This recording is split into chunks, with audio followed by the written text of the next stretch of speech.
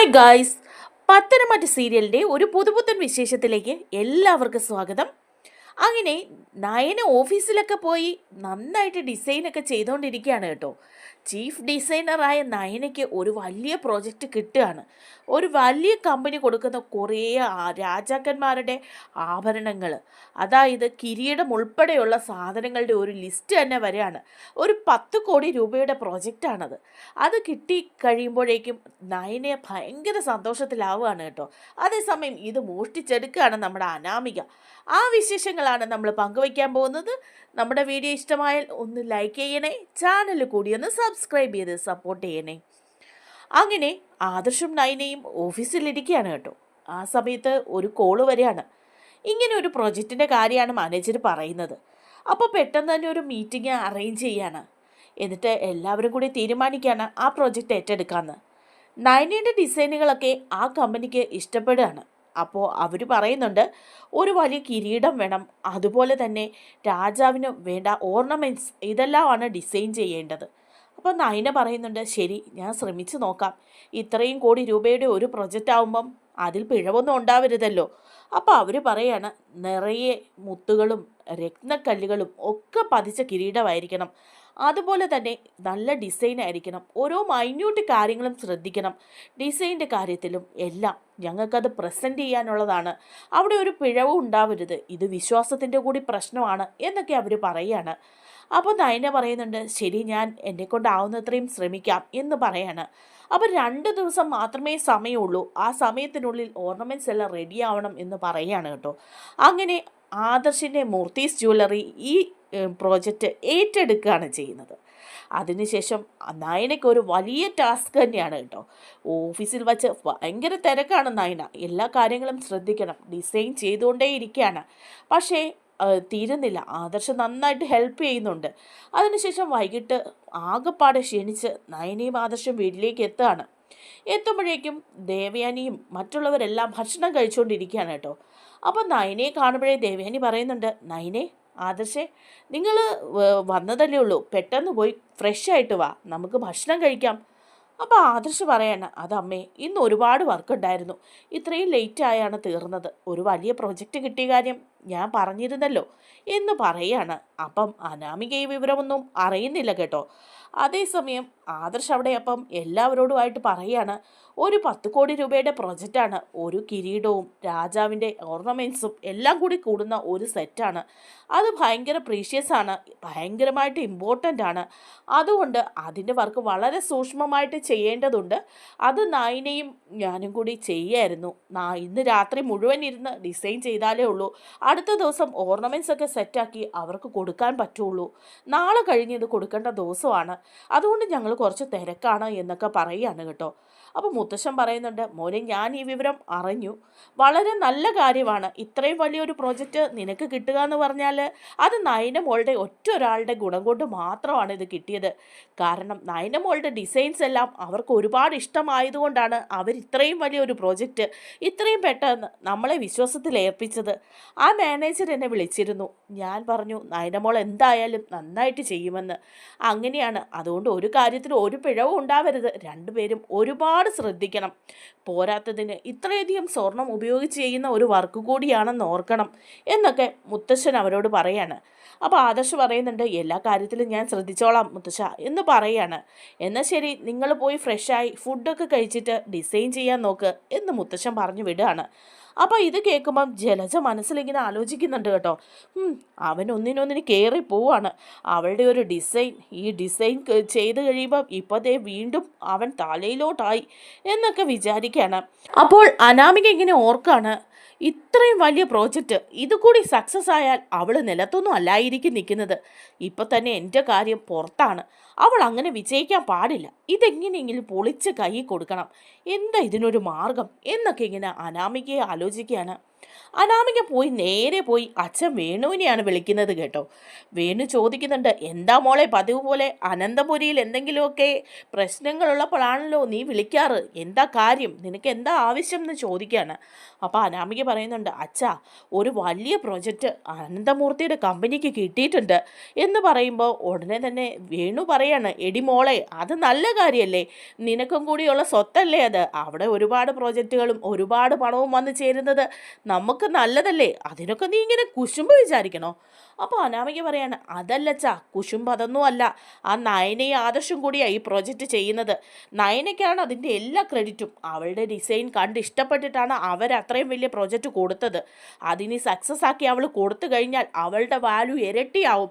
പിന്നെ നമുക്കൊന്നും പിടിച്ചു നിൽക്കാനേ പറ്റില്ല. ഇപ്പം തന്നെ മുത്തശ്ശനും മുത്തശ്ശിയും എല്ലാം അവളെ ഒരു മുഴം പൊക്കിയിട്ട് വിട്ടതേ ഉള്ളൂ. ഇനിയിപ്പോൾ പറ്റില്ല എനിക്കിതൊന്നും താങ്ങാൻ. ഇതെങ്ങനെയെങ്കിലും നമുക്ക് തകർത്ത് കയ്യിലെടുക്കണം, ഇല്ലെങ്കിൽ അവൾ ഇനി വെച്ചടി കയറും.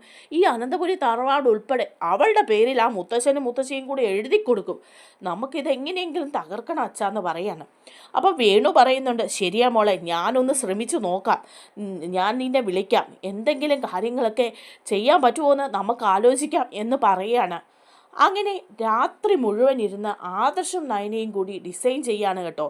നയന ഓരോ കാര്യങ്ങളും ഡിസൈൻ ചെയ്യുമ്പോൾ അതെല്ലാം ആദർശിനോട് ഇങ്ങനെ ചോദിച്ചുകൊണ്ടേ ഇരിക്കുകയാണ്. ആദർശാണെങ്കിൽ ഓരോ കാര്യങ്ങളും പറഞ്ഞു കൊടുക്കുന്നുമുണ്ട്. അപ്പോൾ പറയുന്നുണ്ട് നയനയോട്, ആദർശ് നീ ഒരുപാട് ബുദ്ധിമുട്ടുന്നുണ്ടല്ലേ, ഇത്രയും പെട്ടെന്ന് ഈ പ്രോജക്റ്റ് നമുക്ക് എടുക്കണ്ടായിരുന്നു, കുറച്ചുകൂടി ഒരു സാവകാശമുള്ള പ്രോജക്റ്റ് മതിയായിരുന്നു. അപ്പോൾ നയന പറയാൻ, അതെന്താ കുഴപ്പം ആദർശേട്ടാ, ഇത്രയും വലുത് ഇത്രയും റെപ്യൂട്ടഡ് ആയിട്ടുള്ള ഒരു കമ്പനിയിൽ നിന്ന് കിട്ടുക എന്ന് പറഞ്ഞാൽ അത് വലിയ കാര്യമല്ലേ, അത് നമ്മൾ എത്ര കഷ്ടപ്പെട്ടിട്ടാണേലും എത്ര ഉഴപ്പൊഴിച്ചിട്ടാണേലും ചെയ്തു കൊടുക്കണം, അത് നമുക്കൊരു വാല്യൂ ഉണ്ടാക്കുന്ന കാര്യമല്ലേ. അപ്പോൾ ആദർശ് പറയാണ്, അതൊക്കെ നേര് തന്നെയാണ്, പക്ഷേ നീ രാത്രി ഉറക്കമൊഴിച്ചിരുന്ന് ഇങ്ങനെ കഷ്ടപ്പെടുന്നത് കാണുമ്പം എനിക്ക് ബുദ്ധിമുട്ട് തോന്നുക നയനെ. എന്തിനാ ആദർശേട്ടാ ബുദ്ധിമുട്ട്, അത് നമുക്ക് വേണ്ടിയിട്ടല്ലേ, നമ്മുടെ കുടുംബത്തിന് വേണ്ടിയിട്ടല്ലേ, നമ്മുടെ കമ്പനിക്ക് വേണ്ടിയിട്ടല്ലേ. ഇതെനിക്ക് ഇഷ്ടമുള്ള ജോലിയാണ് ആദർശേട്ടാ, ഡിസൈൻ ചെയ്യാന്നുള്ളത്, അതിനു വേണ്ടി എത്ര ഉറക്കമൊഴിക്കാനും ഞാൻ തയ്യാറാണ് എന്നൊക്കെ പറയാണ്. അങ്ങനെ ഓരോ ഓർണമെൻറ്റ്സും കിരീടവും എല്ലാം നയന ഡിസൈൻ വരച്ച് എടുക്കുകയാണ് കേട്ടോ. ആദർശിനോട് ഡൗട്ടുകളെല്ലാം ചോദിക്കുന്നുമുണ്ട്. ആദർശാണെങ്കിൽ ആ സമയത്ത് ചായയൊക്കെ ഇട്ട് കൊണ്ടുവന്ന് നയനയ്ക്ക് കൊടുക്കുന്നുണ്ട്. അപ്പം നയനെ ചോദിക്കുന്നുണ്ട്, ആദർശേട്ടാ എന്തിനാ ഇപ്പോൾ ഈ ചായയൊക്കെ ഇട്ട് എനിക്ക് കൊണ്ടു തന്നത്, താനിപ്പോൾ ഒരു ചായ കുടിക്ക്, നമ്മുടെ കമ്പനിക്ക് വേണ്ടി താൻ ഇത്രയും കഷ്ടപ്പെടുമ്പം ഞാൻ ഇത്രയെങ്കിലും ചെയ്യണ്ടേ എന്നൊക്കെ ചോദിച്ച് രണ്ടുപേരും കൂടെ ചായയൊക്കെ കുടിച്ച് രാത്രി ഉറങ്ങാതിരുന്ന് ഡിസൈൻ ചെയ്യാണ് കേട്ടോ. അങ്ങനെ വെളുപ്പാവുമ്പോഴാണ് രണ്ടുപേരും കട്ടിലിരുന്ന് അങ്ങ് ഉറങ്ങിയൊക്കെ പോവാണ്. രാവിലെ തന്നെ എണീറ്റ് റെഡിയായി ഭയങ്കര സന്തോഷത്തിലാണ് നയന. ഡിസൈനൊക്കെ പൂർത്തിയാക്കാൻ പറ്റി, ഇനി ഓർണമെൻറ്റ്സ് ഒക്കെ സെറ്റ് ചെയ്താൽ മതി, അതിന്ന് അവിടെ കൊണ്ട് കൊടുത്താൽ പണിക്കാർ അത് ചെയ്തോളും എന്നൊക്കെ പറഞ്ഞ് രണ്ടുപേരും നേരെ ഇറങ്ങുകയാണ് ചെയ്യുന്നത്. മുത്തശ്ശനോടും മുത്തശ്ശിയോടും ദേവയാനിയോടും ഒക്കെ യാത്ര പറഞ്ഞിട്ടാണ് നയന പോകുന്നത്. പോകുമ്പോൾ മുത്തശ്ശൻ പറയുന്നുണ്ട്, മോളെ ശ്രദ്ധിക്കണം, ഇന്ന് ഓർണമെൻറ്റ്സ് സെറ്റ് ചെയ്യേണ്ട ദിവസമാണ്, എല്ലാ കാര്യത്തിലും നിൻ്റെ ഒരു കണ്ണ് വേണം എന്ന് പറയുകയാണ്. ശരി മുത്തശ്ശ, ഞാൻ ശ്രദ്ധിച്ചോളാം എന്ന് പറയുന്നുണ്ട്. അങ്ങനെ അവരവിടെ നിന്ന് പോവുകയാണ്. ഇത് കണ്ടുകൊണ്ട് നിൽക്കുമ്പോൾ അനാമികയ്ക്ക് അങ്ങ് സഹിക്കുന്നില്ല. അവളുടെ ഒരു ഓർണമെൻറ്റ്സ്, അവളുടെ ഒരു സെറ്റിങ്സ് എന്തായാലും ഇന്ന് പൊളിച്ചു കൊടുക്കണം. നീ വിജയിക്കില്ലടി, നീ വിജയിക്കില്ല, എൻ്റെ അച്ഛൻ ഇതിന് എന്തെങ്കിലും ഒരു മാർഗം കണ്ടെത്തിയിട്ടുണ്ടാവും. നിൻ്റെ സ്വർണ്ണാഭരണങ്ങൾ, നിൻ്റെ ഓർണമെൻറ്റ്സ്, അവളുടെ അഹങ്കാരം ഇന്ന് ഞാൻ തീർത്തു കൊടുക്കും എന്നൊക്കെ വിചാരിക്കുകയാണ് അനാമിക. അങ്ങനെ അനാമിക നേരെ വേണുവിൻ്റെ അടുത്തേക്ക് പോവുകയാണ് കേട്ടോ. വേണുവിൻ്റെ അടുത്തേക്ക് ചെന്നിട്ട് പറയാണ്, അച്ഛാ ഞാൻ ഇങ്ങോട്ട് വന്നു, എന്താ മോളെ ഓടിപ്പിടിച്ച് നീ വന്നത്, ഇന്ന് അവർ ഓർണമെൻറ്റ്സ് എല്ലാം റെഡിയാക്കും, നാളെയാണ് അത് അവർ കൊടുക്കാൻ പോകുന്നത്, അതിനു മുമ്പ് നമുക്ക് ഇതിലെന്തെങ്കിലും ഒരു പരിപാടി നടത്തണം, എന്തെങ്കിലും ഒരു തിരിമറി നടത്തണം എന്ന് പറയാണ്. അപ്പോൾ വേണു പറയുന്നുണ്ട്, എൻ്റെ പൊന്നു മോളെ നീ സമാധാനപ്പെട്, നീ ഇവിടെ ഒന്ന് ഇരിക്കുക എന്ന് പറയാണ്. അതേസമയം ആദർശം നയനയും ആണെങ്കിൽ ഓഫീസിലെത്തി എല്ലാം സെറ്റാക്കി കഴിയും. വൈകുന്നേരം ആകുമ്പോഴത്തേക്കും ഓർണമെൻറ്റ്സ് എല്ലാം റെഡിയാവുന്നുണ്ട്. കിരീടമൊക്കെ കൊണ്ടുവന്ന് മേശപ്പുറത്ത് വയ്ക്കുന്നുണ്ട്. നയനയും ആദർശം ജോലിക്കാരും എല്ലാവരും കൂടി നിന്ന് അതൊക്കെ ചെക്ക് ചെയ്യാണ് കേട്ടോ. അപ്പം നയന ഓരോ ചെറിയ കാര്യങ്ങളും ശ്രദ്ധിക്കുന്നുണ്ട്. ആദർശ് പറയുന്നുണ്ട്, താൻ ഇതെല്ലാം ശ്രദ്ധിച്ചോണം, മുത്തശ്ശൻ പറഞ്ഞത് ഓർമ്മയുണ്ടല്ലോ, നമുക്കൊരു പേരുദോഷം ഉണ്ടാവാൻ പാടില്ല എന്ന് പറയാണ്. അങ്ങനെ രാത്രി ഒരുപാട് വൈകിയും ഇരുന്ന് അവരെല്ലാ പണികളും തീർക്കുകയാണ്. തീർത്തതിന് ശേഷം ആദർശ് പറയുന്നുണ്ട്, ഇത് നമുക്കിവിടെ ലോക്കറിൽ സൂക്ഷിക്കാം, നന്നായിട്ട് സൂക്ഷിക്കണം, കാരണം നാളെ ഈ സാധനം കൊടുക്കാനുള്ളതല്ലേ എന്ന് പറയാണ്. അങ്ങനെ ആദർശ് അത് ലോക്കറിലേക്ക് വെക്കുകയാണ് കേട്ടോ, കുറച്ചധികം ആഭരണങ്ങളും കിരീടവും എല്ലാം കൂടി എടുത്തിട്ട്. എന്നിട്ട് സെക്യൂരിറ്റിയെ വിളിക്കുകയാണ്. 4 സെക്യൂരിറ്റിമാരാണുള്ളത്. അതിൽ പ്രധാനപ്പെട്ട സെക്യൂരിറ്റിയെ, വിശ്വാസമുള്ള സെക്യൂരിറ്റിയെ വിളിക്കുകയാണ് കേട്ടോ. വിളിച്ചിട്ട് പറയുന്നുണ്ട്, ഈ ഓർണമെൻറ്റ്സും ഇതുമെല്ലാം ഇവിടെ ഇരിപ്പുണ്ട്, അതുകൊണ്ട് ഈ സംഭവം എങ്ങനെയും നമുക്ക് സൂക്ഷിക്കണം, ഒരു വിധത്തിലും ഇത് പുറത്തേക്ക് പോകാൻ പാടില്ല എന്ന് പറയാണ്.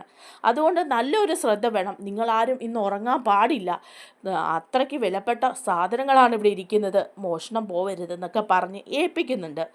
അങ്ങനെ അത് ലോക്കറിൽ വച്ചതിന് ശേഷം ആദർശും നയനയും എല്ലാം വീട്ടിലേക്ക് പോവാണ് കേട്ടോ.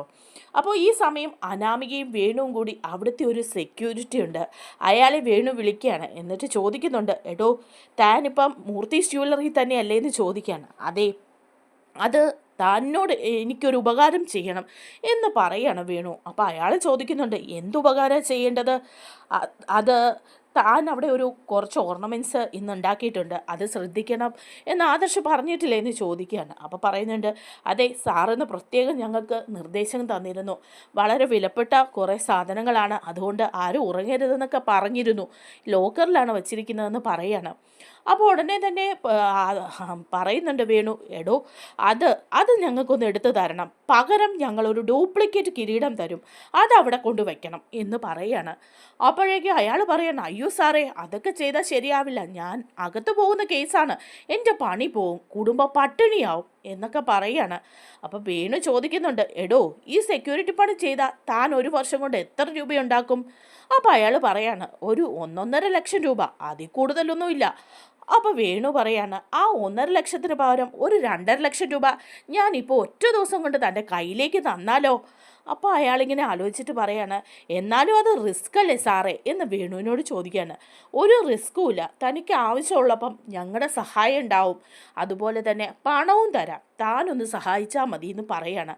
അപ്പോൾ അയാൾ പറയുന്നുണ്ട്, ഞാനെങ്ങനെ സഹായിക്കാനാ, ഇവിടെ ഞങ്ങൾ മൊത്തം 4 സെക്യൂരിറ്റിമാരുണ്ട്, അവരുടെ കണ്ണ് വെട്ടിച്ച് എനിക്കൊന്നും ചെയ്യാൻ പറ്റില്ല എന്ന് പറയാണ്. അപ്പോൾ വേണു പറയുന്നുണ്ട്, എടോ താൻ അവരെ എങ്ങനെയെങ്കിലും ഉറക്കിക്കിടക്കാൻ നോക്ക്, എന്നിട്ട് കീ എടുത്ത് സാധനം ഞങ്ങൾക്ക് തന്നെ പിടിക്കൊന്നുമില്ല, അതുപോലെ തന്നെയുള്ള കിരീടമാണ് ഞങ്ങൾ തരാൻ പോകുന്നത് എന്ന് പറയാണ്. അങ്ങനെ ആ സെക്യൂരിറ്റി ലോക്കറിൻ്റെ കീ എടുക്കുകയാണ്. എടുത്തിട്ട് ഈ 4 സെക്യൂരിറ്റിമാർക്കും ചായയൊക്കെ ഇട്ടുകൊണ്ട് കൊടുക്കുന്നുണ്ട്. ചായയിലാണെങ്കിൽ ഉറങ്ങാനുള്ള ഗുളികയാണ് ഇട്ടിരിക്കുന്നത്. അവർ ആ ഗുളികയൊക്കെ കഴിച്ച് ആ സെക്യൂരിറ്റിമാരൊക്കെ ഇരുന്ന് ഉറങ്ങുകയാണ്. ഈ സമയത്ത് ഈ സെക്യൂരിറ്റി ആ വാതിൽ തുറന്ന്, ലോക്കറിൻ്റെ വാതിൽ തുറന്ന് ആ കിരീടം എടുത്ത് മാറ്റുകയാണ്. എന്നിട്ടത് നേരെ വേണുവിനെ ഏൽപ്പിക്കുകയാണ്. വേണു ആണെങ്കിൽ ഒരു ഡ്യൂപ്ലിക്കേറ്റ് കിരീടം കൊടുക്കുന്നുണ്ട് കേട്ടോ, അത് കൊണ്ടുവന്ന് ലോക്കറിൽ വയ്ക്കുകയും ചെയ്യുന്നുണ്ട്. അങ്ങനെ സംഭവങ്ങളെല്ലാം സക്സസ് ആയി. അനാമികയാണെങ്കിൽ ഭയങ്കര സന്തോഷത്തിലാണ്. നാളെ ഈ ഡ്യൂപ്ലിക്കേറ്റ് കിരീടം ആ കമ്പനിക്ക് കൊടുക്കുമ്പോൾ അവർ കയ്യോടെ ഇത് പിടിക്കും, അതുപോലെ നയനയുടെ കാറ്റ് തീരും, ആദർശിൻ്റെ അഹങ്കാരവും പോകും എന്നൊക്കെ വിചാരിച്ച് വേണുവും അനാമികയും സന്തോഷിച്ചുകൊണ്ടേയിരിക്കുകയാണ്. ആ സമയത്ത് പിറ്റേ ദിവസമാണെങ്കിൽ കമ്പനിയിൽ നിന്ന് ആൾക്കാർ വരികയാണ്. ഈ ഓർണമെൻറ്റ്സ് എല്ലാം അവർ പരിശോധിക്കുകയാണ് കേട്ടോ. ഡിസൈനൊക്കെ കാണുമ്പം അവർക്ക് ഒരുപാട് ഇഷ്ടപ്പെടുകയാണ്. അവർ നയനയെ പുകഴ്ത്തി പറയുകയാണ് ചെയ്യുന്നത്. അതിനൊക്കെ ശേഷമാണ് ഇതിൻ്റെ പ്യൂരിറ്റി ഒന്ന് ചെക്ക് ചെയ്യണം ഞങ്ങൾക്ക് എന്ന് പറയാണ്. അപ്പോൾ ആദർശ് പറയുന്നുണ്ട്, ഓക്കെ നമ്മുടെ കമ്പനിയിലെ ആൾ തന്നെ അത് ചെക്ക് ചെയ്യുമല്ലോ എന്ന് പറഞ്ഞിട്ട് സ്വർണത്തിൻ്റെ മൂല്യം നോക്കുകയാണ് ചെയ്യുന്നത്. അങ്ങനെ സ്വർണം ഉരച്ച് നോക്കുമ്പം കിരീടം അത് ഗോൾഡല്ല. ഉടനെ തന്നെ അവർ ഞെട്ടിപ്പോവാണ്. ആ മാനേജർ പറയാണ്, ആദർശ് എന്താ നിങ്ങൾ ഈ കാണിക്കുന്നത്, ഈ കിരീടം ഇത് സ്വർണ്ണമല്ല, ഇത് സ്വർണ്ണക്കുട തന്നെയല്ലേ?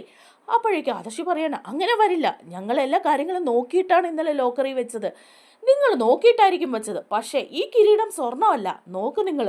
ആദർശം ചെക്ക് ചെയ്ത് നോക്കുകയാണ്. അപ്പം ആ കിരീടം സ്വർണ്ണമല്ല.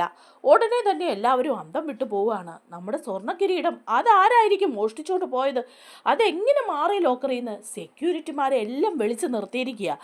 അപ്പോൾ അവർ പറയുന്നുണ്ട്, അത് എങ്ങനെയാണെന്നറിയില്ല, ഞങ്ങൾ അറിയാതെ ഒന്ന് മയങ്ങിയൊക്കെ പോയി, ഇവിടെ എന്തെങ്കിലും തിരിമാറി നടന്നോ എന്ന് അറിയില്ലെന്ന് സെക്യൂരിറ്റി ഗാർഡ് പറയുകയാണ്.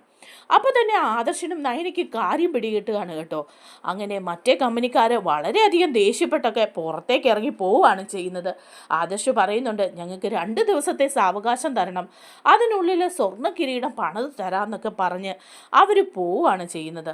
അങ്ങനെ നയനയും ആദർശും വിഷമിച്ചിങ്ങനെ നിൽക്കുകയാണ്. ആ സമയത്താണ് നയന ശ്രദ്ധിക്കുന്നത്, ഒരു സെക്യൂരിറ്റി ഇറങ്ങിപ്പോയിട്ട് രഹസ്യമായിട്ട് നിന്ന് ഫോൺ ചെയ്യുന്നു.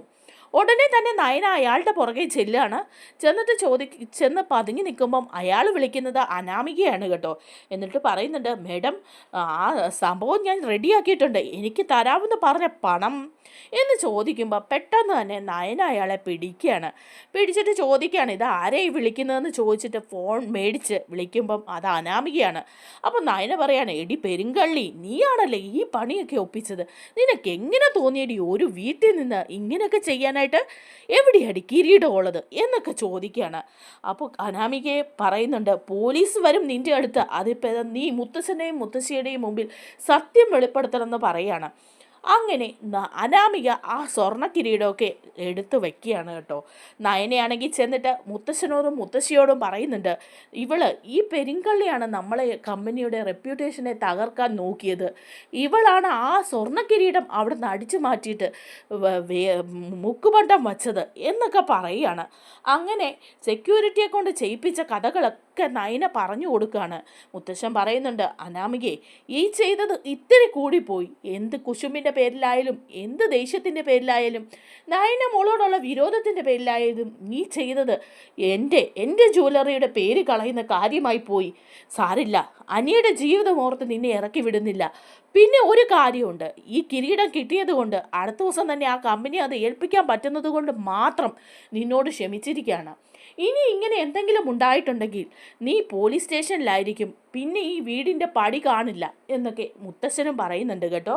നമ്മുടെ വീഡിയോ ഇഷ്ടമായാൽ ഒന്ന് ലൈക്ക് ചെയ്യണേ, ചാനൽ കൂടി ഒന്ന് സബ്സ്ക്രൈബ് ചെയ്ത് സപ്പോർട്ട് ചെയ്യണേ. താങ്ക്